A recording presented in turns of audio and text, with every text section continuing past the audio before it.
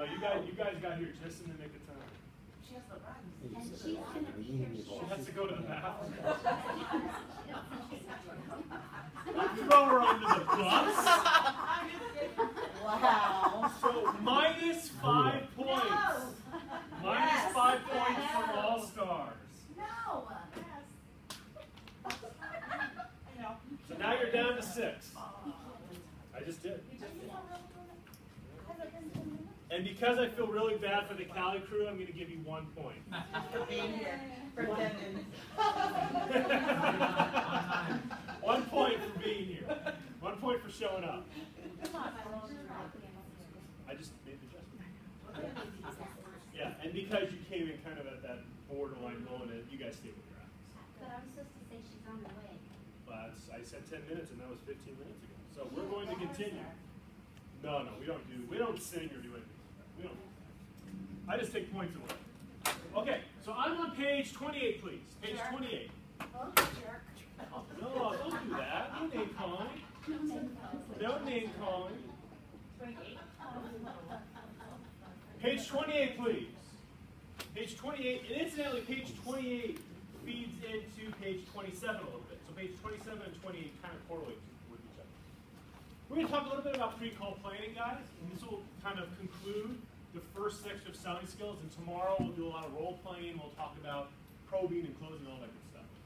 But for now, we're going to focus on the pre-call planning component, and specifically, how do we isolate and how do we think about messaging with regards to certain types of customers. So 27 is like a verbal version of page 28. So you have the picture version and you have the verbal version, depending on how you want to learn. Look at that. So let's round this out here. So I have share. High share, low share. Share is when eligible patients are getting ready for transfer, do we receive them? Okay? So if someone's a high share individual, that means when we get the referral, we're able to convert. Okay? Low share means the patients are there, we're just not getting them. Okay? For whatever reason, they're going to the competition, maybe it's a teaching institution, and they like to hold on to their patients a little bit longer. It can be whatever you want. So share means high conversion percentage. Low share means the conversion is dragging their feet for whatever reason. Then we have volume, high and low volume. We define volume as eligible patients based on your clinical grid, your acuity, all that good stuff. So, for individuals that are high share, high volume, so the patients are there. And when the patients are there, we can convert them very easily or rather quickly. We're going to call those people, and you're going to hear it's a similar term we talked about earlier today, champions. Right? Remember our high volume, high share? Our high volume, high referral, high conversion, high volume, high share. Those are your champions. Now, what if the volume is there,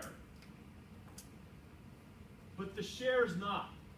So they're going to the competition, they're hanging on to their patients, maybe they're inappropriately being discharged to the wrong level of care. We're going to call those people growth. So the patients are there, they're just not coming to our building for whatever reason. Now, what about high share, low volume? So there's not a lot of patients that are eligible, but when we do get them, we get them. We call that maintain or nurture. And last but not least, you have low, low, limited. Okay. So we spent like 30 seconds talking about this. Right off the bat, where do you believe most clinical liaisons spend their time? In what quadrant? Why? Why do most CLs spend their time there?